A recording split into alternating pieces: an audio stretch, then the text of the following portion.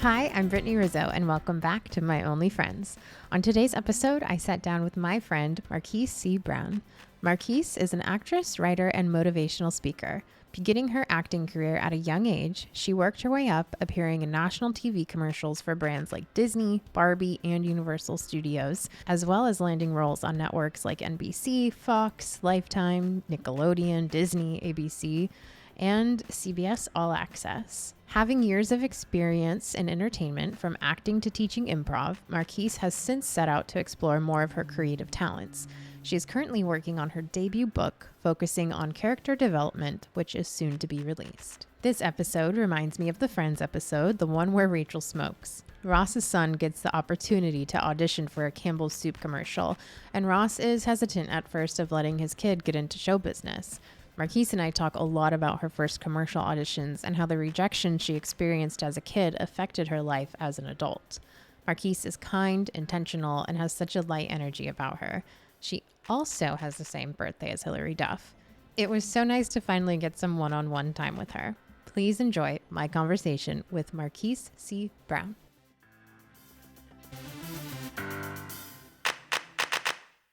Hello, hi. Hi. I feel like I can't believe it's taken this long for me to be like, okay, I'm gonna ask Marquise. Really? But, well, also because it's interesting how I've known you for a very long time. Yeah, Were we? Well, I don't think we were ever in class together though. we weren't. But you joined and then just became a part of the inner circle, and then I would see you out all the time, so we became acquainted. Yes. And it wasn't until maybe like the past 6 months when I saw you on Will Friedle's podcast. I was like, whoa, whoa, whoa, whoa, what? What's happened? I was like, Marquise? And then I like I guess it's a testament to how like humble and normal you are. I've never heard you ever talk about being like a child actor. Oh, yeah. Like, I didn't know that you were on Ned's Declassified. I was like, wait, what? Like, I mean, I remember sitting here freaking out when I saw you on Scandal, and I was Okay. like, oh my God. Like, I was so excited. And I remember because I watched Scandal and Grey's Anatomy. So I was like, oh my God, Marquise. Like, I was so happy for you. And then when like the Ned's Declassified podcast came out, and then you were on other, I was like, what is happening? So Thanks. I definitely want to get into that. Okay, lovely. Um, Also, I have to mention before we even start, because this podcast is so obsessed with Hilary Duff. Like Okay. I've heard every, snippets. like almost every girl, or even some guys have been like, yeah, I wanted to be Hilary Duff. I wanted to be on the Disney Channel. She's like what got me into this. And you and Hilary Duff have the same birthday. So that's how, Oh, yeah, that's exciting. I didn't know September, that. September 28th, baby. Yes, that's so awesome. That's cool. And this morning she announced that she's returning back to a TV show, which I'm so excited about. And then she posted yesterday for the 20th anniversary of her first album, and then was like, to be continued. And I'm like, oh my God, we're getting new music from Hilary Duff and a new TV show from Hilary Duff. And your birthday is the same as Hilary Duff. Like, what a great Hilary Duff day. That's amazing. I love that. That actually really excites me because listening to a few episodes that I just listened to and you talking to Mickey and Chad, but mainly Mickey about Hillary Duff and who's the other one? Mandy Moore. Yes, maybe more. It starts with an M. Yes. First of all, you sound amazing. Just just in general, you sound amazing. Like when I clicked on your podcast to listen, I'm like, oh my gosh, she's like, this is gonna sound ridiculous. I'm like, she sounds real. Like, obviously you're real. You know what I mean? But, like, I know you in person. And so to hear you in this realm, I'm like, fantastic. Congratulations to you. This is Oh, thank you. That makes me so, I'm gonna get teary-eyed. That's so sweet. Thank yeah, you. you're doing it. Good for you. Oh, well, I'm trying. We can thank Jenny Curtis for that. She really helped me set this whole thing up. That's great. Yeah. Yeah, yeah. Yeah. So, I mean, let's start from the beginning. Who was that for you? I mean, like when you were younger, Yeah. and which you're also from here, which I did not know. I don't know why I thought you were from Houston. I don't know why I thought that. Okay. I feel like you know why this is going to sound really stupid. I'm talking. I had way too much coffee this morning. So Um, I have had no caffeine, so we'll Because I see. hear your name and I think of Marquise Houston. Okay, yeah, Marcus Houston. And then I'm like, oh, so then I'm automatically assuming you're from Houston, which is so stupid. That's a new one. I love that. Okay. So stupid. But you're from here. Yeah, born and raised. I was born in Torrance, grew up in Carson for like a little bit, and then moved to Cerritos and kind of grew up, not kind of grew up there. But I've just bounced around California, like went to high school in Huntington Beach and then college in Burbank, and yeah, just been around. Went to high school in Huntington Beach. Did you just like ditch school and go to the beach all the time? No, I wasn't that cool. Like in my mind, I was super cool, but like I was too afraid of my mother to find out. I just like she was like in my mind, my mom was like a hound dog. Like if I did anything or I looked like I was doing anything suspicious, she was gonna catch me. So I did Mm, a lot of things. I did my things, but not a yeah, lot. yeah. See, my mom was the opposite. My mom also didn't want to get up in early in the morning. I So got I'd be that. like, Mom, I'm so tired. I don't want to go. She's like, it was fine. Yeah, still. Oh my God. Or like, it was always like, I looked at like one of my Facebook time hops and it was like, didn't want to go to school, off to the mall with mommy. Like, so like, I That's never awesome. really had to ditch. I would just tell my mom, like, I'm not going. Yeah, but And like she those was like, I memories, can't argue with that. shoot. I mean, the thing is like there are days where I just like mentally was not present in school. And I think Mhm. yeah, education is important. And yet being able to have that memory that you can say like, I did school and hung out with my mom. That's awesome. That's Yeah. pretty cool. Yeah. It's crazy too because like I think about it now, like when we're, as adults, we go, I don't have the capacity for this today. Like, I really can't focus, and like things are not going well internally. And like when we're kids, we don't have that option, and we just like have to go to school and like focus, and then fail a test, which is it's kind of wild to think about, but Yeah, yeah, it really is because school for me was really stressful. And now if I had to think about like what was it about school that stressed me out, I think it was like the expectation to perform all the time. And I mean, mhm. outside of entertainment, like that was very, yeah, it caused a lot of angst. Like I just wanted to come to school and chit chat. Like I wanted Right. to pick what I wanted to do, but like yeah, I remember I had like a sixth through eighth grade English teacher, and she had my mother's cell phone number because my mom would like give it to her and be like, "Listen, she likes to talk. So if there's any other troubles, just like let me know." So my mom's name is Wonder, and that teacher used to say, "Marquise, I wonder who to call," and I'm like, "Okay." So the other kids wouldn't get it, but like I knew exactly Oh, what that she would was doing. piss me off. I'd be like, let's meet outside. I wonder if you can meet outside. How's that? Yeah, I'm like, that's clever, but like, okay, I hear you. Yeah. So yeah. That's so funny. Yeah, I think I was always, well, I was always just so tired. Like, if Mhm. school would have started at 11, I would have been so good. Okay, 11 to what will be the ideal hours? Like, like starting school, like having to be there at 7:45, like that's the middle of the night.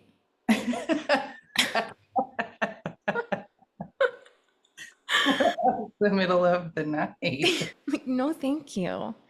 So, okay, so when you were growing up here, were you just like, was it because I would imagine like you're living in Huntington or Cerritos, like that's not very like industry No. driven cities of California. So when you were younger, when were you like, oh, wait, this is happening here. I want to be a part of that. I started that like I had that urge pretty early on. Like I started when I was 5, so begged my mom, and she just said no until I put on this whole performance and did my old lady character. And she was like, "Okay, fine, we'll figure it out." And we had a family relative like at the time that helped my mom connect the dots and get me in. But as far as like going to school and doing acting and auditions and things like that and commercials, that was the part I didn't understand was probably more time, not probably, was more time consuming for my mom until Mm, I became and I was doing my own, driving to my own auditions and trying to figure out my own scheduling. There are plenty of times I thanked her because she was single woman and also raising a child that's in entertainment and having to have a full-time job at the same time. And she did a lot. Like I'm not gonna cry about it right now, but like shout out to my mom because she really sacrificed a lot, and I did not recognize that at the time. And my mom was never someone that was like, "You have to keep doing this." She would like, just check in with me, like, "Hey, you still having fun? Like this is about having fun." Mm-hmm. So, the moment you stop having fun, you let me know. And I appreciate that I never felt pressured to do it. It was always something that I just really wanted to just, I love to entertain. Like since Mm-hmm. I wanted to tell stories and put on a show for you. Um, so me going to these auditions and getting to entertain people was like, oh, this is fantastic, you know? Uh, Right. yeah. So it was really just the commute was probably like the hardest part, driving from Right. Cerritos or from Huntington Beach, or she picked me up from high school and when I wasn't driving yet. There's a piece of wood, excuse me. That's just I literally didn't hear what you said, and all I see is your eyes go cross-eyed, and like, I was like, what's happening? There's a bug. um Way calmer than I would have been. yeah, well yeah, that commute again, now that I have more perspective, like she was Mm-hmm. doing it. She was driving from wherever she was coming from, picking me up from school, taking me out to wherever, Santa Monica, all the hot spots that we know of. Mm-hmm. Sitting in traffic, and then I'm in the back seat doing homework and trying to stay awake and not be car sick in the same time. It's a lot Mm-hmm. going on. Yeah. What did your Yeah. mom do for work? Back then, she was doing pharmaceutical sales, but she was also a manager. Okay. Um, So yeah, she had the flexibility to a degree. Right. Um, she figured out how to make it work as well as her community. Like my dad definitely took me to an audition a couple times and just like had people that popped in and helped. But my mom really was like, Miss, like I put on my cape and I got it. Yeah. That, especially now as you're probably her age now when she was doing that with you, right? Or Yeah, like definitely. around. Yeah, around. And I'm like, if somebody asked me to drive them to Huntington Beach right now, I'd be like, that's not happening. I'm not gonna do all that. Like No. now, but like I don't I really love you so much, but no. I can pay for your lift. I'll get you a lift. Send in a tape, babe. I know these days, yeah, like they put it on tape. Yeah, that's amazing that you had a mom who wanted to do that. And moms really are superheroes. Like, they really are. Definitely. Yeah. So, when you were younger, was there a specific TV show that you saw, or like an actress, like a child actor you saw, and you were like, I want to do that? I want to say yes, but there's no one that comes to mind. Yeah. I remember just watching TV, and I would also like I easily cry at like sad scenes and like love scenes and things like that. Yeah, I figured, yeah. But I remember my mom telling me one day, like, she was like, Marquise, you're not gonna be able to watch this stuff if you keep crying. And I'm like, she's like, it's a movie, like it's acting. I'm like, I know, but it's so good. Yeah. So I think it was right now, I'm just gonna say that it was just like a collection of just seeing people on screens and doing this thing. But now at this age, because I have embraced my writing abilities and things like that, which I was running from for a long time. I think I really just wanted to tell stories, also entertain, but that was like the closest medium for me to be able to do that. Hmm. Like I was always just telling stories to my mom. I'm an only child, and so I just like have all of the attention that I could get, Yeah. Yeah. a mix of it. But yeah, I think I just really wanted to chit chat. Yes. Love to talk. Love to talk. Do you remember like your first audition and that feeling? I Like don't what is a first audition that you do remember? Okay, a first audition, I remember a couple bits that are coming to mind. A first commercial that I remember was Disney, and I was 6, and I was skipping down like that Disney like trolleyway, Oh uh, my tr- God. I had on like this pink shirt and this blue vest, and I'm pretty sure I had my like hair and like little pigtails with like some little, those little like 90s balls that people. Yes, that hurts so fucking bad if they hit your finger the wrong way. Yeah. And then other auditions that are coming to mind, like a popsicle is coming to mind for some reason. I had to do something with some like those back in the day, like 90s popsicles, like the lime green, the cherry, the grape. Mm, But I don't remember what that's for. But the Disney commercial definitely like is one of my first. That was also my first commercial, and that was just like I didn't get it then, but it was very exciting to be doing this thing that I saw other people doing, and then to be able to see it later on. right. Yeah, but auditions at this point in my age or this grown age are they're feel kind of blurry. Like, you know, Yeah. Now, I was just having this conversation with Raven last night, actually. She was like, I hated auditions, hated oh my them. I don't hate auditions, but God. you do. Here's the thing. It's like mixed feelings about auditions. Yeah. I don't appreciate the last minute calling of an audition. Like, Yeah. and I think that now it's gotten a little bit better-ish, but it's like taking a test.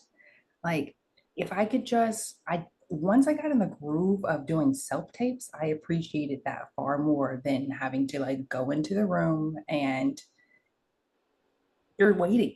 You're in the waiting room, and then like my nerves are kicking in. Then like sometimes I would have nerves, and other times it would be like totally fine, and it would annoy me because I'm like, well, body, oh, what are we gonna do? Yeah. Consistently have nerves before we go in or not? But auditions, like yeah, like yes and no. Yeah.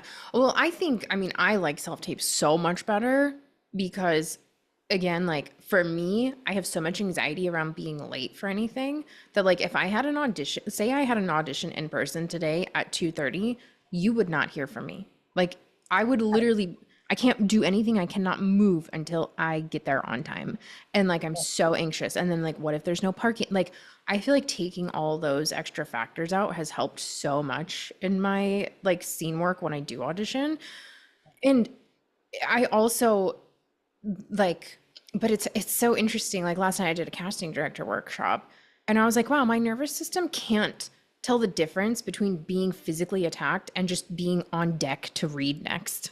Like what is happening? And it was on Zoom.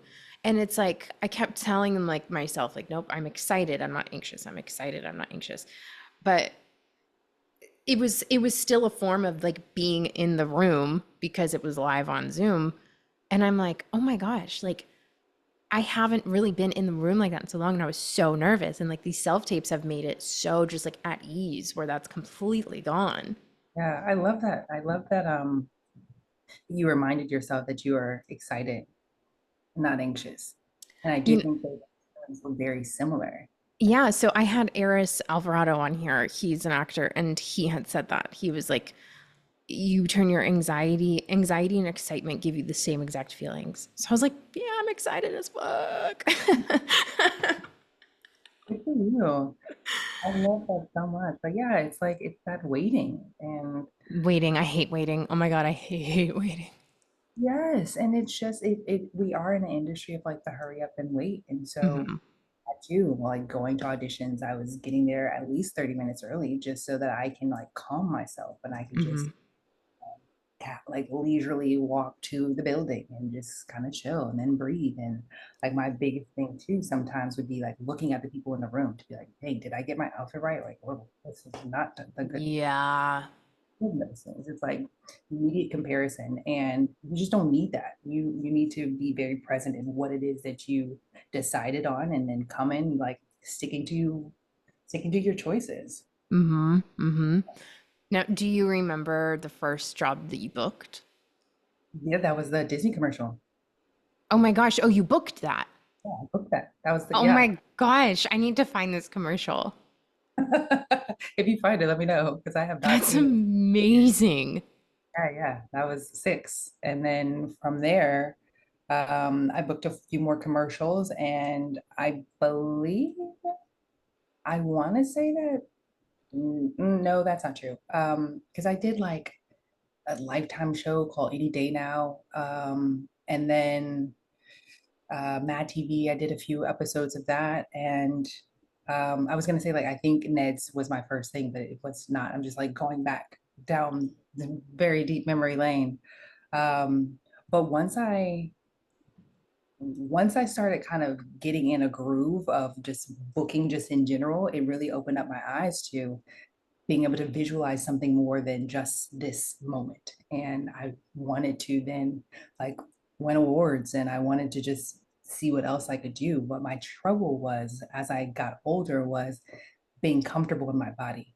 Mm, And so as a child, and you're given these lines, it's like kids have this like natural sense of being able to like say some stuff and then just spit it out. And there's not too much thought that's going into it. It's kind of helps. And yet sometimes you need a line reading or so. Um, and I had that. And then once I got older, I got to like my teens. And then I'm like, oh man, I've got fingers and arms and lines and people looking at me. What do I do? yeah. Yeah. Yeah, yeah. Well, I was just listening to Jeremy Allen White on Mark Maron's podcast, and it was an incredible episode. And he was talking about that too, how young kids, like, because they're so honest and they're so truthful and they are just so present that they really make for great actors. And I could imagine, well, first of all, what a dream to be 6 years old and book a Disney commercial. Like you must have thought this, like, this is the life. Like, oh, this is how it works. Sign me Yeah, up. I'll do this for the rest of my life. I just get to go to Disneyland. Like, this is great. very much so. Exactly that. Yeah. Yeah. But yeah, as you get older, like when you start, especially like, I mean, I don't know if the second I got boobs, I was like, oh my God, I can't do anything ever again because people are going to look at them. No way. Like, once you start like hitting puberty too, and you're like in front of people, you're just like, no, nobody look at me, please. Yeah. Yeah. It was weird. It's weird. And like, who's really having this conversation of like, what are you experiencing? Like, how are you feeling? Like, what are the thoughts coming to your mind as like as a child, as a maturing child? Like I was given like a U book, and it's like, hey, read this, learn how to shape your legs and shape your arms, and Yeah. like, I mean, I remember shaping everything when I read that book, and I was like, oh, well, maybe I went a little too far here. You have like no eyebrows left. Exactly. Like, whoa. Oh my gosh. Now, so how old were you when you booked Ned's Declassified? I was, I believe, 13. I'm gonna say like 12 to 13 when we did the pilot, and then it Mm-hmm. got up. And interesting enough, like right before it got picked up, I was debating on whether I wanted to just kind of take a break on acting or not. And um, my mom was like, "Okay, that's fine." Like, why is that? Because at this point, like she's known that I've done this for X amount of years, and she wanted to know like, okay, is this like just understand why it is all of a sudden now I'm wanting to just stop this thing that I was very excited and passionate about doing as a child. um and then she's like, okay. And shortly after, couldn't tell you like how soon after, we found out that Ned's got picked up, and I was like, oh well, yeah, no, I want to do it, this is exciting. But Yeah. now we keep that memory. I think it's the same frustration that I experience older and later in life is going after something for so long and you want something so bad. Um, just being frustrated about just trying to do something that's kind of, in a sense, felt outside of my control. Like I can control like what I do of my preparation, but at the end of the day, it's like me booking the job is not up to me. But you know, I think that's what I was experiencing when I was younger, but just didn't know how to process those emotions and like the rejection that comes along with that. Like I never really considered that to be rejection until someone else was like, well, you know, as actors, we experience a lot of rejection. I'm like, oh, well, yeah, okay. Yeah, it's interesting because I had this conversation with one of my therapists, and Yeah, I don't get that. I was like, why is it that when I'm like in dating, rejection kills me, but like acting, I don't give a shit. Like I'm like whatever.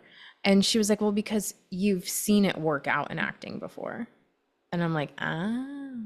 Like you've seen that like you can audition and you can book the job and your dream can come true, but you haven't seen that when it comes to dating.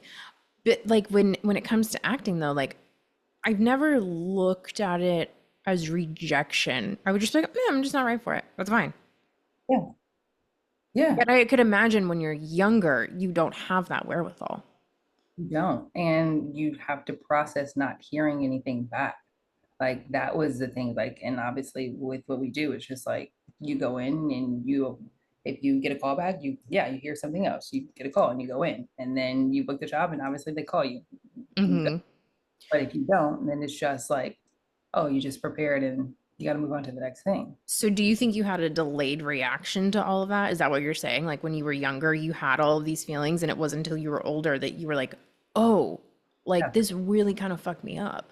Yes, definitely. I had a conversation sometime this year with my boyfriend, and he was just like, "Hey, you have to like, you need to kind of like acknowledge like what's going on like right now." And I'm like, because I was very much so like, okay, well, this is the issue. Move on to the next thing. Okay, I hear you, but like, what's your solution?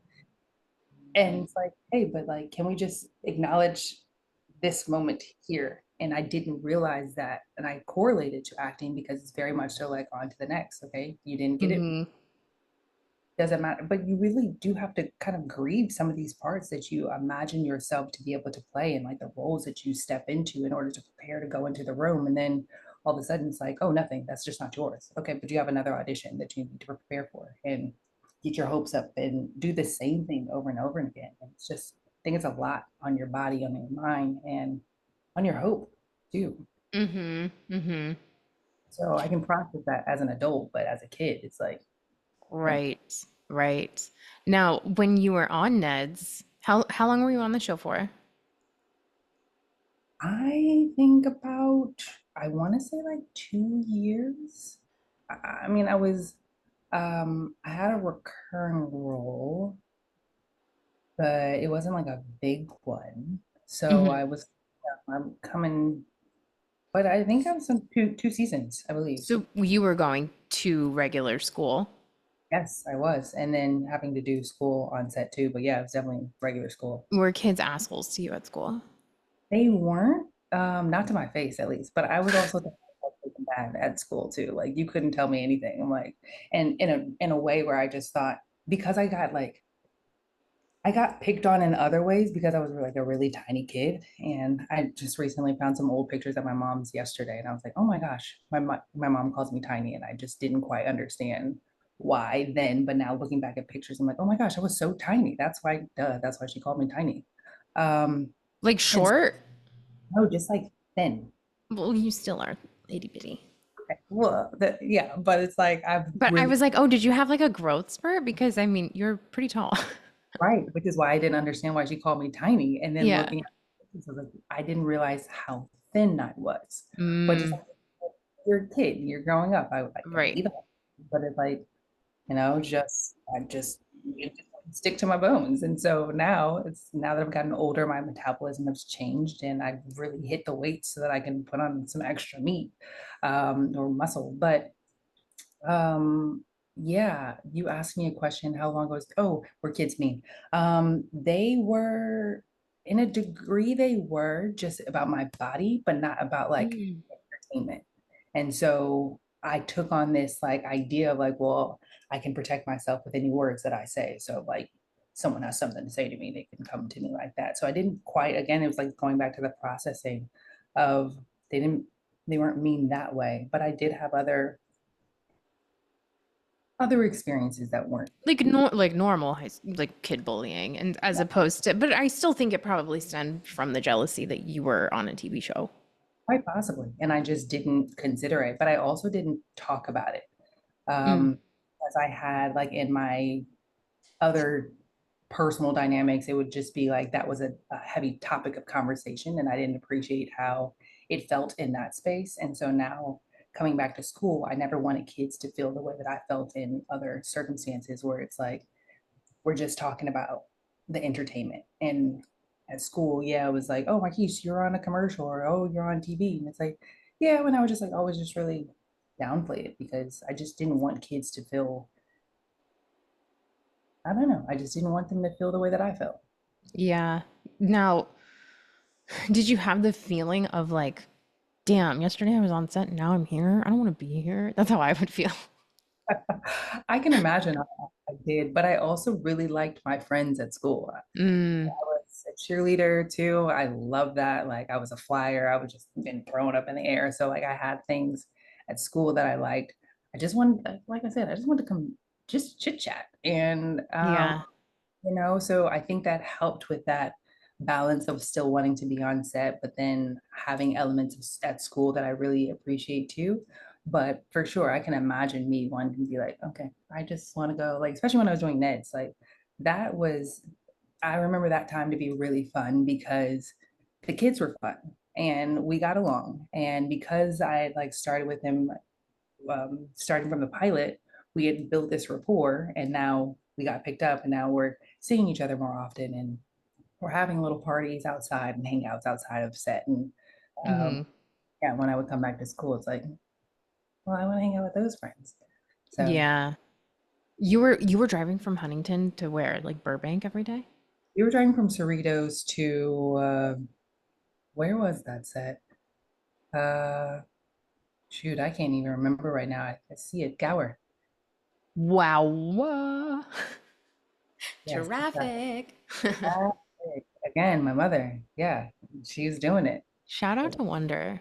Absolutely. Shout out to Wonder. Yes. Yes, Wonder is a wonder. How long after that, like when you were done with Ned's, did you just focus on school? Were you like, okay, I'm gonna just go to college now? After Ned's, I booked, well, kind of during Ned's, I booked the Disney Channel movie Read It and Weep. And so I couldn't go back to Ned's. And Oh, that was, Marquise, I didn't know this about you. You lived my childhood dream life. How have I never known this? Oh my well, God. I mean, it's just that same kid that just didn't want to talk about some things because I just didn't want people to feel however I assumed people might feel. It's like that same, I kind of carried that same thing. So I would have family members be like, Marquise, you're on a commercial. Why didn't you say anything? I'm like, because like, why? So anyway, Oh yes. my gosh, I have this conversation with Mario all the time and my friends. Like my another good friend of mine, Caroline, she was on the pit and didn't tell me for so long. And I was like, I could smack you right now. Like you need to scream this from the rooftop. Like be so proud of the things that you achieve. I mean, I get it when you're younger, not wanting to, but I feel like in this day and age, the world needs joy, it needs inspiration. And we work so hard, we sacrifice a lot of comfortability and normalcy to pursue this career. And if I am dead body number 4 in the bag, you best believe I'm having a viewing party. I love that. Like I love like that. Joey Tribbiani, like I'm in that bag. I'm in that bag. Like because it's like I think work gets work and like attracts like and like if I'm gonna celebrate this, more things to come like will be celebrated. But I could totally I could see when you're younger being like, oh yeah, like I don't want to brag and like I don't want to. But now I'm like bitch, I'm bragging. I love that so much. And I do need to take that on. So thank you for this conversation because Yes, because like you're amazing. You're amazing. And everybody who loves you and knows you isn't going to look at that like, my God, she won't stop bragging. Like to me, sometimes when people like in this, like in our age now, are like, oh yeah, I'm working on some things. Bitch, you should have told me that you were working on one of the biggest Like, be excited. I love that. Thank you so much.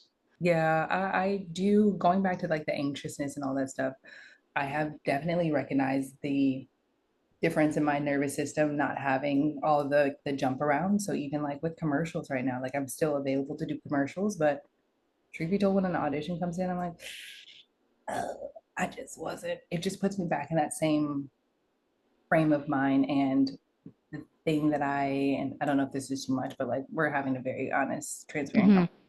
It's just like the thing right now that I feel like I'm only doing commercials for is for the money. And I've just never been a person that's like, there was a certain point in my life where it's like, I have bills to pay, so I'm gonna do this for the money. But like, Hmm. I really focus on not focusing on the money part of it and just doing the things that I enjoy. And then I just really believe like things work themselves out. So then yes, money comes to you, but I'm not like money focused. So now that I'm only doing commercial auditions and you hear that? I'm only doing commercial auditions because I haven't booked a commercial in a minute. So it's like I'm Yeah, only for those things so that I can make money. And it just is like, I don't love it that much. I'm not getting to like stretch like certain muscles that you get to stretch when you're actually preparing for theatrical auditions.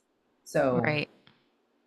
you know, yeah. So after Read It and Weep, and God, Disney Channel movies. What was your favorite Disney Channel movie growing up? Like your original? I'm gonna say like Supernova Girl. I don't even know if that's just like the name. Xenon? Yeah, there you go. Yeah. Every time I'm asked that question, like Supernova Girl comes to mind. And I That watched. movie is so great. Yes. What was yours? I would say Xenon was probably one of them. And then, I, Cadet Kelly, anything with Hilary Duff, truly anything with Hilary Duff. Um, anything with Lindsay Lohan. I'm trying Yes. to think. Smart House, terrifying, but great. These are classics. Yeah, yeah. The fact that you were in a Disney Channel original movie is like iconic. Thank you. I watch Disney Channel movies so often, and I remember being like, I want to do that so much. And I thought High School Musical was going to be the thing, and it's just like, oh my gosh, I slaughtered that audition, and it worked out how it's supposed to. But yeah, I thought that was going to be my jam. Oh my gosh, that's amazing. Wait, tell me about your audition for High School Musical. Okay. I If you want to, you just look like, oh fuck, okay. No, no, no, that's fine. Because I've talked about it before, but I also have to remind myself, like people haven't like heard every conversation. You know what I mean? Uh, Yeah. Someone's like, "Am I repeating the same thing?" But like, hey, we're learning. We're No, focused. tell it. I've never heard it. Um, so my mom picked me up from school, and this was like, I was probably 15, and we got to the set early, not set, to the lot early, like we're running lines. I'm so prepared. Like I had to sing, I had like all of this stuff. I'm like, I got it. Go into the audition, and I have like it was one of the scenes I had to do, and I just like just like, okay, well, can I start again? And I had my lines in my hand. And it would just, it felt like you can't look at the lines. It was just like trying to connect the dots of like, hey, it's okay, like just pick up and go, And I hadn't Right. learned that. It was very much so about like memorization. And it wasn't until I got older and went to a different class that I understand, oh, there's certain things that you need to ask of yourself as an actor to understand the life of this character. Hmm. So I was not at that point yet. So either way, I asked them, hey, can I start again? They go, go ahead and start again. So I get into it and I mess up at the same point. And now at this point, my mind is freaking out. My nerves are the best of me. And I'm like, oh. And so I just like fumble through the rest of that scene.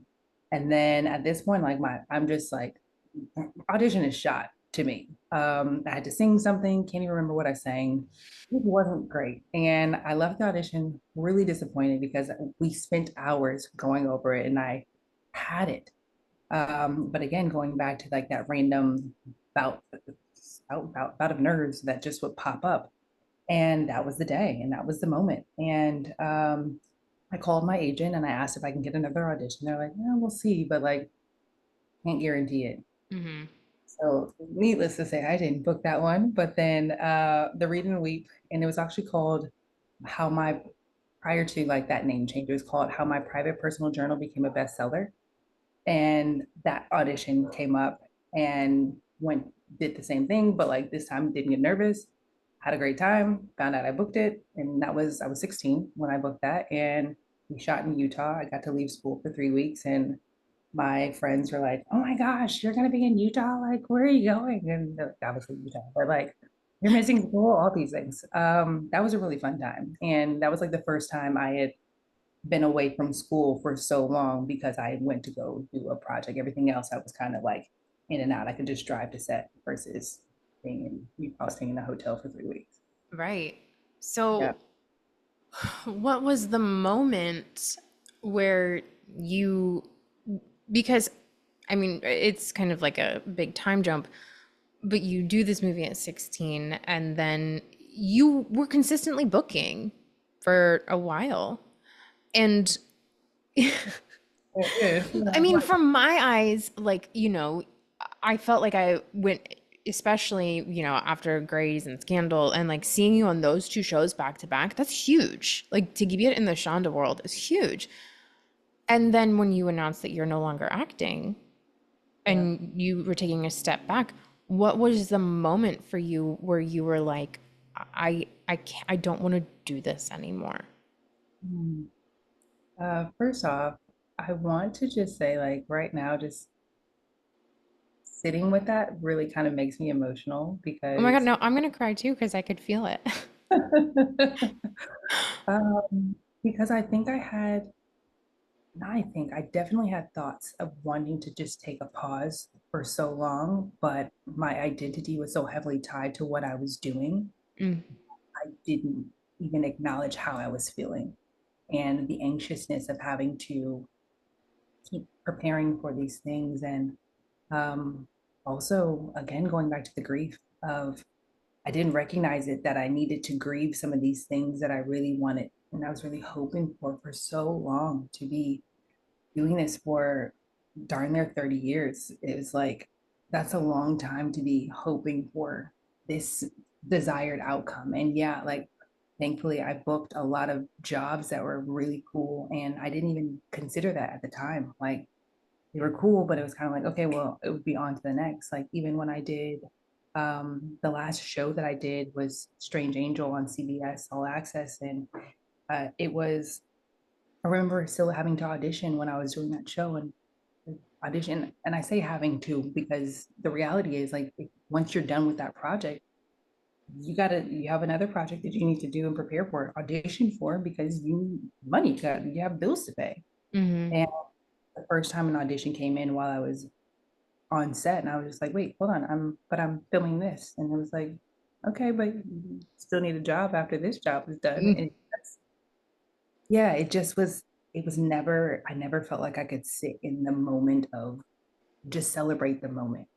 Uh, Mm, and I think um, it just became a lot. And then I started to focus on other things outside of just acting. It was like, well, now I'm looking to see who has, excuse me, I'm like looking to see who they've already booked for certain roles. And I'm hoping that maybe I can meet somebody because I was single and also wanting to have more of like find more normalcy within my life and thinking about the future and like what does that look like? What does that look like if I'm auditioning and doing all these things and like wanting to be a mom in the future? Like what like it was like so many more realistic moments that were coming to mind as I was growing as a person and also then still working to fulfill this dream of this little girl who wanted to be on television telling stories and entertaining people. Um, it was a lot, and it was a hard decision to come to because I had felt it for so long, but to acknowledge it within myself and be honest to say, hey, like it's okay. Acting's not going anywhere. You can mhm. take a break. Um, it was hard, but once I did, I felt relieved. Like I had a conversation with my agent and my manager at the same time, and I'm on the phone and I'm just like crying and like, okay, like no, well, and I really just wanted to be like, if I come back, will I still be accepted? And yeah, it was just a lot. Like I felt like if I took a step back, could I come back in? But then I knew that I needed to because my focus was far from the creativity, the fun of it, the reason why I got in. Um, and yet, yeah, it's still something that like will pop up in my brain. But because I'm currently working on my book and it's like really invigorating and it feels like that same sense of excitement that I had when I was on set, which is great. But Mhm. yeah, just having to be honest with myself of where I am or where I was at that point in time to say, hey, it's okay, you can put it down because acting's not going anywhere. Yeah. Do you ever think it's hard to to ask this question because I am a firm believer of like everything always happens for a reason because I look at it that way too, in a way of like I thought I was gonna be a Disney Channel star kid, and I thought when I was like when younger I was gonna strike gold.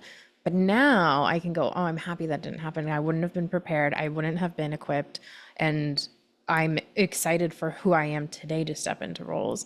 So do you think that if you hadn't done it as a kid, that present moment you would be like, I still want to do it? Present, ooh, that's a great question. If I hadn't done it as a kid, what present moment you want to be an actor? Great question. Oh, that's so good, Brittany. I'm not sure. Yeah, I'm not sure. I think because I have that context of doing it and knowing what it's like behind the scenes, that's what I'm trying to get away from. But because I'm really enjoying writing and um, creating my own project, I feel very fulfilled right now. And I don't think that that's a yeah, I don't have the official answer for that because I have the context of being on set and I love that so much. Right. Yeah. Right. Did you have like an identity crisis almost when you stopped doing it? Were you like, okay, who am I and how do I start to figure that out? And what were some of the steps you took to do that? Yeah. Yes, I definitely did because when I allowed myself to sit with the thought of stepping away from acting, it was like, well, who am I if I'm not the person going after this idea of being an actress? Like even that, the idea of being an actress. Um, so yeah, and then once it happened, it was like, okay, cool. What am I gonna do? Well, I'm gonna start YouTube again, and I'm just gonna do characters. And so like I started my like another YouTube channel, and I created this little segment that is called People Over the Mall, and I'm just doing like like improvised characters. And even then was like I still wanted to be on camera. Mm, Uh, so so maybe to answer your question, like yes, I probably actually I really want a talk show. Like when I was a kid, I saw Tyra Banks on her talk show. And my mom listened to like a lot of talk shows, Oprah, Ricky Lake, those people. Uh, mm-hmm. and it wasn't until I saw Tyra Banks with her talk show. And I'm like, oh my gosh, I would love to have a talk show.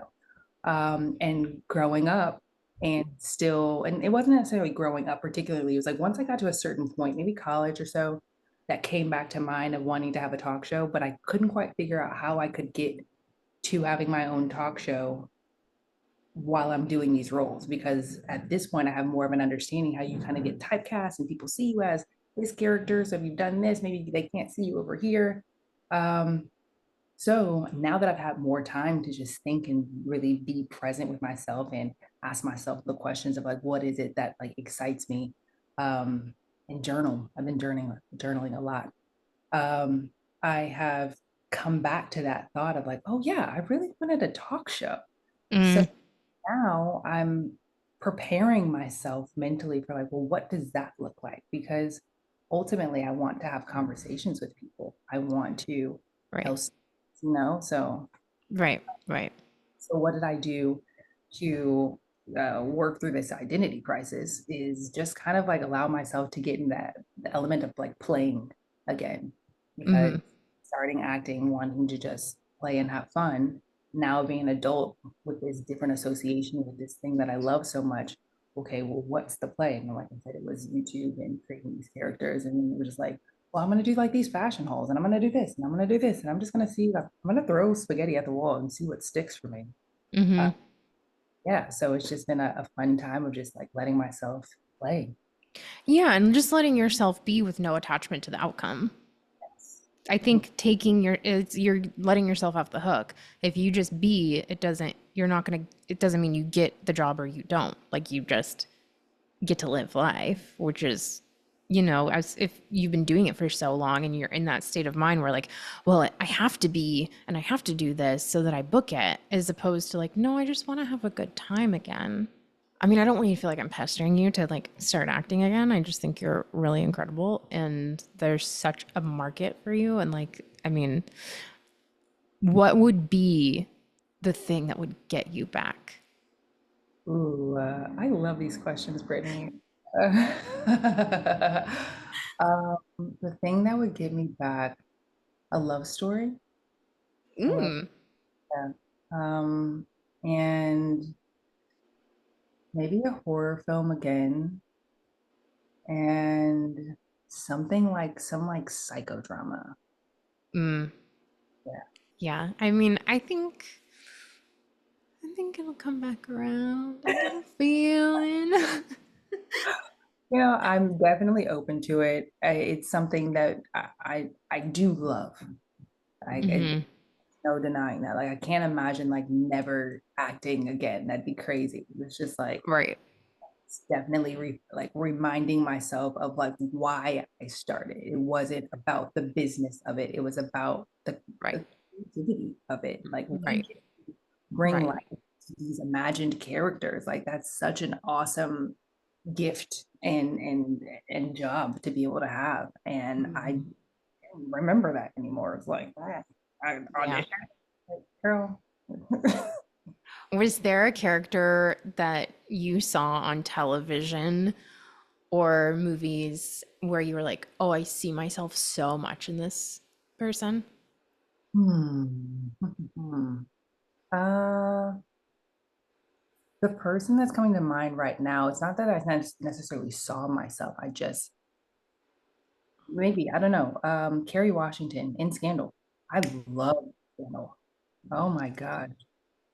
I So watched all of Scandal on my like Sprint cellular phone because it was like right when Netflix started streaming. And I was literally like, I was such a bad employee. Oh my God, and a bad student. I would literally sit at the front desk and watch Scandal on my phone. And when people would come, I'd be like, oh my God, why are you here? Like, that's amazing. and then eventually I was like, oh, I could put Scandal on my television. And, but Olivia Pope is like, Yes, exactly. So she's also a character that I will use sometimes when I need to like find my power. Like yeah, I'm very much like sometimes being Brittany is just not enough and like I can't get out of my own head. So like who do I pretend to be? Olivia Pope, Lorelai Gilmore, Fiona Gallagher, Rachel Green. Like I have to tap into those people I see myself in so that I can get outside of myself if that makes sense. yes, it does make sense. And I think we need to. Like I say, I think we need to because I can relate to the sense that you're honing in. And Hmm. appreciate you sharing that because I do think that we have these moments where it's like, we can at times feel inadequate to the present time and whatever that looks like. And it's like, okay, but because you can see something and you recognize something in these characters that resonate with you, it's like, I think it also can remind you like you are this person, like there's Hmm. going back to like attracts like, and I think you only recognize that what you're familiar with, and so you can pick up on like the strength of Olivia Pope and Lorelai Gilmore and all of these characters that you resonate with. Just like, oh, okay, well she's Hmm. I love that. I can do this. I'm like, heck Hmm. yeah, it's finding Hmm. that you. What qualities of Olivia did you see in yourself? Ooh, Like, what qualities do you guys share? yeah, the first one I'm gonna just say her walk. She would just have her suits on. It's just like she's walking into a room and just like nothing needs to really be said because she's saying it all. Uh, Mm-hmm. And then the way that she just like her eye contact also, like Mm-hmm. times where you might feel intimidated in a moment and you like your eyes like wander and things like that. But the way she just is like, no, I'm coming here, I'm about my business. Yeah. So period. Like Yeah. what about the rest? And the way she commanded a room. Mm-hmm. Uh yeah, and when she was in the atmosphere of her work, she was very much so doing what she needed to do. And I then say, like on the back end of it, when she was at home and she's drinking her glass of wine and having these moments, but also wanting to be in love, like, dang, you know, now that we're talking about this, I'm like, okay. opening up my mind to, yeah, I think that You're there are like, oh, I many. didn't realize how much I related to Olivia Pope. Yes, I did not realize that. Um, yeah, I'm gonna stick with that one.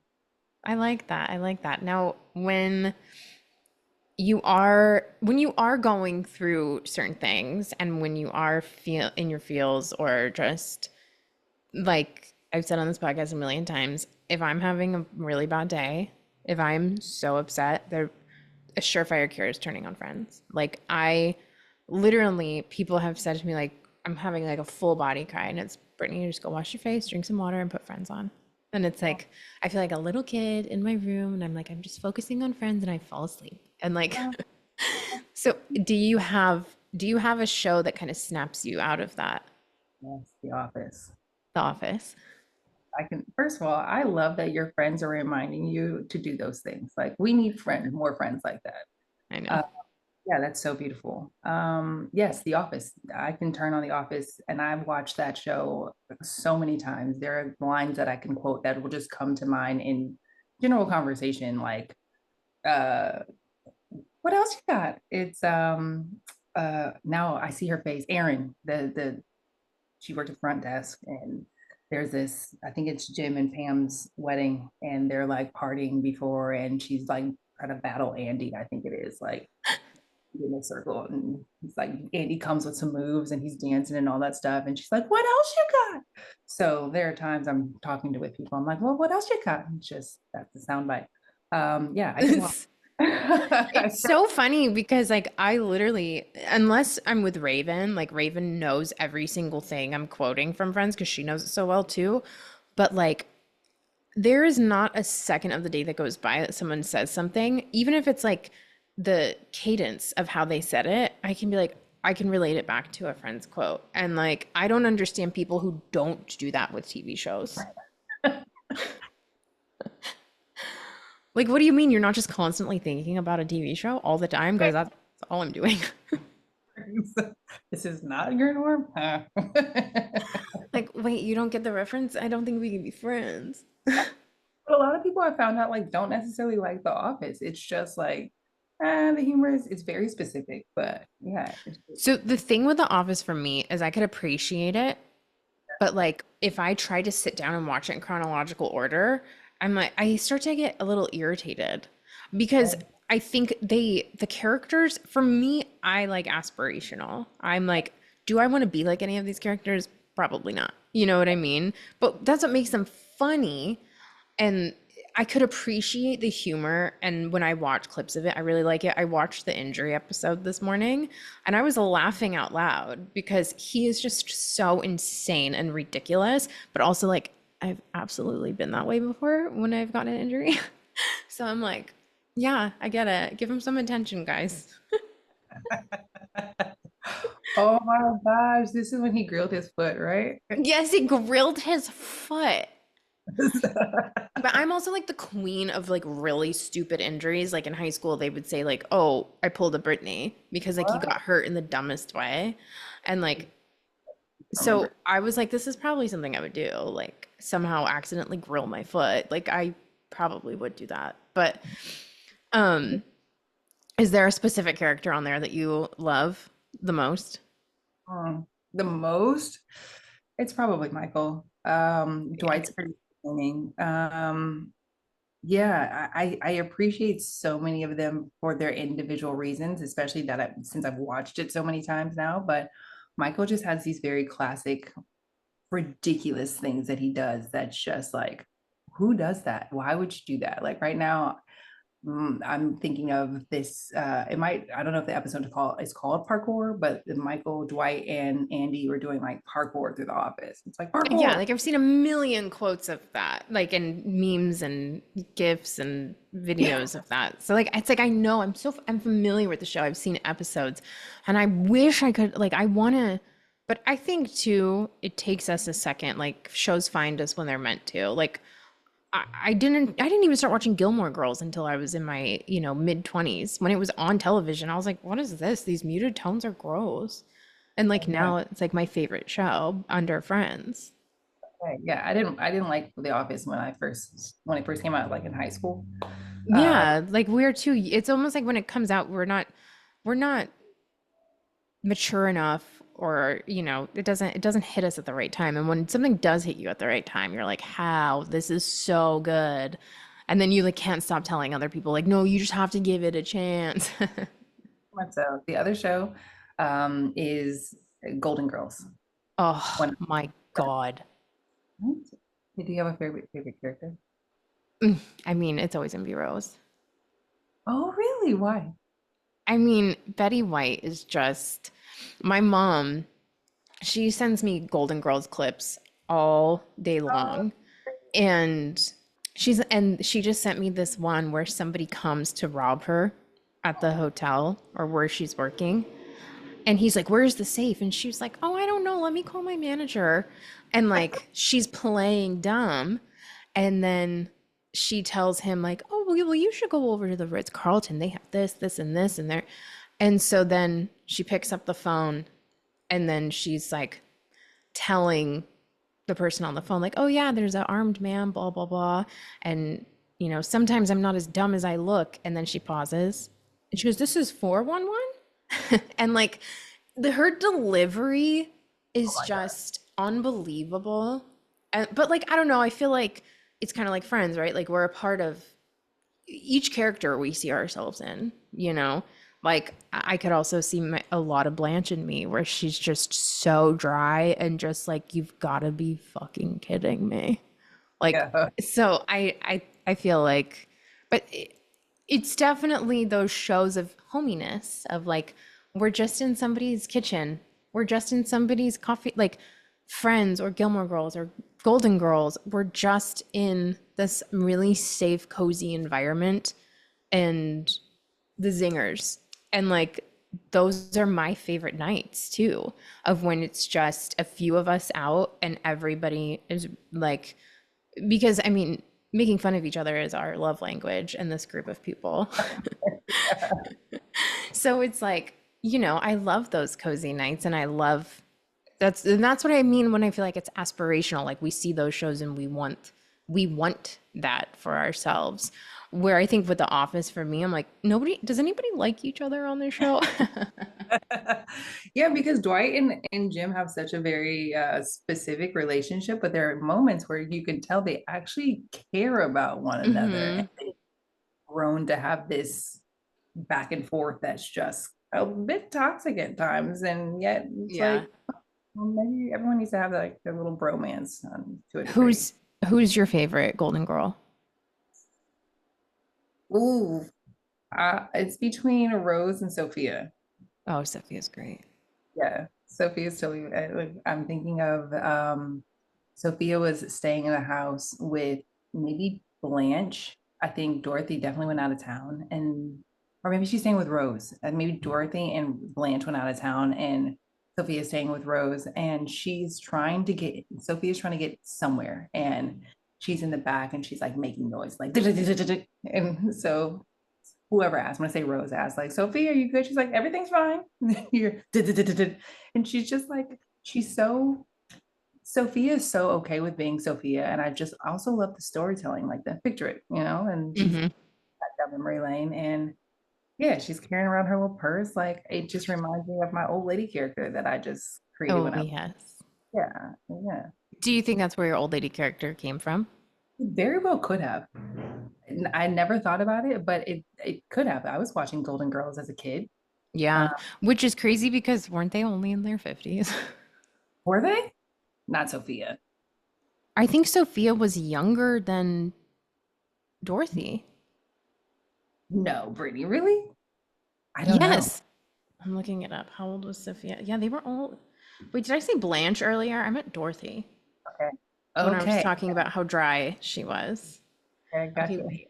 How old was Sophia on Golden Girls? Okay, I'm a fucking idiot. She was 79.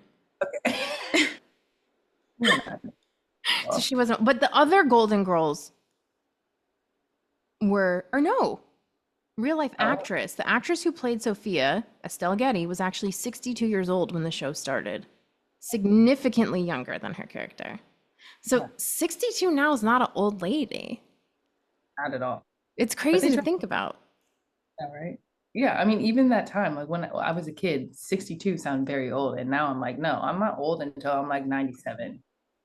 Oh, see, I'm not one of those people who wants to live very long. So I've heard you say this. I'm like, God, that seems like so much longer in like this realm to be 62. That's a long, like another 30 years of this. Oh my God. Really? Like this might be a morbid question, but like how, what is that if 62 feels very long from now, like what does that look like ideally? If like ideally I'd like to take my last breath by doing X, Y, and Z. What does that look like for you? Um, I mean, I just don't even want to know what's happening, you know? I just want to just like go to bed really peaceful one night. Okay.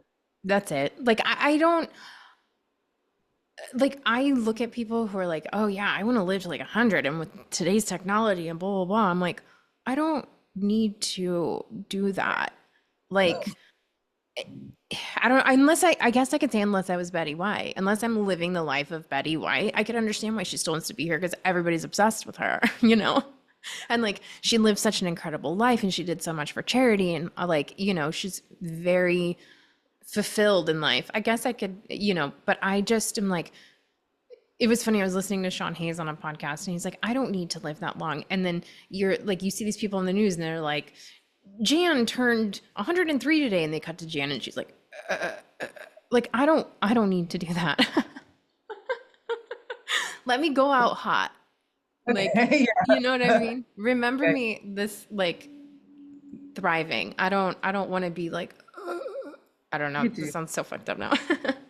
No, but I do understand because even just as I see myself like physically mature, it's just it's a it's a aging is a mother here because it's just like I love it. I'm thankful that I'm maturing. Like there are some people who haven't made it to my age, but when I look in the mirror, sometimes I'm like, oh, this isn't your best day today, or oh, you need more sleep, girl. That part, like when I am up past midnight the next day, I look like Sophia. I'm like, what is happening? Like I can't do that again, or if I don't drink enough water. But I will say, like how I feel now, like in my body, in the way I dress and the way I carry myself is probably, I'm like, 34 is great. Like I feel the most like myself that I ever have. And so I think the thing that scares me about aging is that this might go away. So I just try to like be grateful for that feeling every single day of like, you know what, this body and this hair, like whatever, like superficial as it sounds, like this is not going to last forever. So I'm just going to enjoy the hell out of it now because in my 20s, I took it all for granted. Yeah, yes, exactly. Grandmother used to say, like, Marquise, just take some nudes because your body is not going to be what it is. Hell And yeah. Yeah, you want to look back and be like, in like Titanic when she's like, wasn't I a dish? Like, you know, Rose was taking nudes when she was younger too, 'cause she was hot. And then when she was 84 years old, she got to look at that and be like, yeah, bitch, that was me. I was that girl. Absolutely. My grandmother had a brag book, and it was like literally, it was like this orange book that said brag, like my brag book. And unfortunately, she got sick and she passed. But like during that time, she'd be like, "Have you seen my brag book? You want to see my brag book? Like, go get my brag book." And it's like, I love that she had something that she could reflect upon as she was going through this hard time, but also that brought us. It tickled us because she's wanting us to see her nudes, and it's like if you met my grandmother, like outside of the context, like what your grandmother wanted to show you her old nudes, but they were very tastefully done. But she's also just trying to like she was trying to relive these moments Right. of some joy in this present time of like conflict. But it tickled No, her. I love that. And I think we should all have a brag book. Absolutely, we should. All of Yeah. it. Whether it's bragging about your accomplishments or bragging about your boobs. Bring it up there. Do it. Yeah. Do it. Yeah. Okay, I've taken up a lot of your time. And before you go, I want to ask you one more question. What is the best piece of advice you've been given that has stuck with you? Or a piece of advice that you give others, whether it's for mental health, your daily life, acting, like what is Mm, something that you kind of, words that you live by, like a mantra or, just, or something that somebody said to you once that really stuck with you? okay. I have several. So I'm going to start with check in with yourself. Mm, A therapist was telling me, like, you have to have consistent check-ins with yourself when you hang out with friends, when you go on a date, when you hang out with just people, like you have to check in with yourself to know, like, well, how do I feel? How was that experience? Because we have these moments where we're conversing with other people and something may have been said that could have rubbed us the wrong way, but if we didn't really acknowledge within ourselves like how we felt, I think it's easy to sweep those things under the rug. And now there's like resentment that could build, or just going back to me like, oh, I love this conversation. Thank you so much. Uh, mm-hmm. Having those moments to check in. Um, Another one that comes to mind that I heard someone say is give it 100% of what you have today. If that's 60%, do a full 60, but give it like that's your 100% for the day. And Mm-hmm. so I really appreciated that too, because as someone who's very hard on myself, there are times where I'm like, I don't get everything done on my checklist, but it's like, but did I do all that I could today? Yeah, great. So that's another one. And lastly, I'll say, document your life. Yes. Yeah, document your life because just being able to like whatever that looks like of journaling or voice memos or videos and just like to be able to like look back on some of these things. I found an old journal at my mom's and I'm like, oh my gosh, I'm so excited. I found this. Like it's Yeah. me talking about moments and all of that. But like I've forgotten. Yeah. So we all need to have these moments, whether we share it with other people or not, but just be able to like reflect on these times because easily forgotten. Yeah, yeah. I mean, I literally just had this conversation with Mickey. Like there's like a good 4 years where you don't see a single picture of me because I was so self-conscious. I was so miserable. And like now, whenever I'm out, I'm taking pictures nonstop because it's like I'm happy and I want to remember this. And like there are times where I do go back and I will act like a fan on my Instagram or my Facebook and I will look through the pictures and be like, oh my God, I remember this night and this night and this night. Right. And oh my God, this was so much fun. And like, that's night this happened. And like, I think you have to celebrate and document and be proud. And also when you find those old journals, like you see how far you've come. Or you go, I said I was never going to do that again, and I'm still doing that. Like, what? It's a way to check in with yourself, also. Yeah. What about you? What's your motto? I think about this quote often, which is funny because it was a teacher in cosmetology school, and she wasn't very nice. So it's interesting that I think about her every day. But she had said the time is going to pass, and I all that matters is what you do with that time. love And that. it's so true because it's like this is all going to fly by. The time is going to pass, whether it's a good time or a bad time. It does not last forever. And so, what are you going to do with your time? Are you going to spend it wisely? Are you going to make the most of it? Are you going to be miserable? Like, because, and she had said it in the beginning of school, where it was like, you're here. This is going to fly by. You can either utilize this time or you can fuck off, basically. And I think about that a lot because it's like, even today, like today's not going to last forever. So am I going to utilize my time? Am I going to give the right things energy?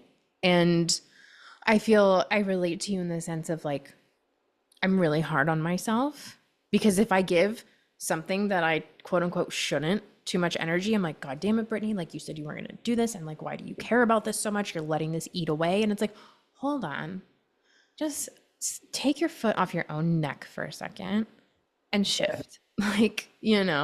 So I relate to you in that. But yeah, I think it really is just realizing that time and energy are just things you cannot get back, and really just focusing on what you do want to do with it. Because we don't have forever, especially me. I have till like maybe 62, you know? Oh. I don't want to think about Oh my that. God. So funny. Well, Marquise, this was amazing. Likewise, thank you so much for having me. I I'm was so happy we got to spend this like quality time with each other. We're always in a group setting. I feel like maybe we've done like tiny girls' nights, but like we really haven't gotten this like one-on-one ever, which I'm just so happy that we did it because I feel like your energy and you are just radiant and I'm so happy. And wait, what are you gonna do for your birthday? Are you oh gonna? my God. I don't even know. Probably have a dinner or do something. I don't know. Like I'm one that waits till the last minute and then I'm like, I should have planned it earlier. Oh my I'm gosh. Well, you were the highlight. You were one of the highlights of my birthday this year oh, for yes, that was so karaoke. much fun for karaoke. We had Yes, so much fun. damn, you killed it. I'm like, yes, come on, Brittany. Yes. Yes, I love this. I Nobody love will ever see that video, but yes, I did kill it. You did. I love that I've gotten to know more about you over the years because, like you said, we didn't really like interact that much, but we like we're in like the same kind of circle. So to be able to experience more of you, it's just been a joy. And Mm, I I know. enjoy. I'm so happy. Well, it's kind of like we were talking about TV shows. It's like, 5, 6 years ago, we just weren't in the position to receive each other, maybe, and now we are. We have that maturity, we have that life experience, we have that, enlightenedness to like be able to be two women who really can support each other and take each other on. And I love you so much. I'm so happy you did this. Thank you so much for having me. Congratulations to you. Thank you. And oh, wait. Your book. Oh. Do you want to talk about it? I am still in the process of like working on it, and it's taught me a lot of patience. Mm, Um, and it is a self-improvement book about character. And that's what I have so far. But I'm powering through in the best, like most beautiful way, but also learning to have like a lot of grace for myself for doing something I've never done before and mm-hmm. being discoveries that come along with it. But at some point in time, it'll be out sooner than later. And yeah, like I'd love to be able to just share the information that I'm discovering in the process. I like that. Well, when that book comes out and when that's getting towards, you'll have to come back on and we can talk about it and promote it. Thank you so much. Yay, this has been so exciting, Brittany. Thank you. Thank you. I will talk to you soon. Have an amazing day. And I mean, you need to come out here again soon. I was sad I didn't see you at Mickey's. Now, yeah, I think we were out of town. We were out of town. Yeah. But yes, we need a time. All right, love. I will talk to you very shortly. Thank you so much. Yeah. Bye. Bye.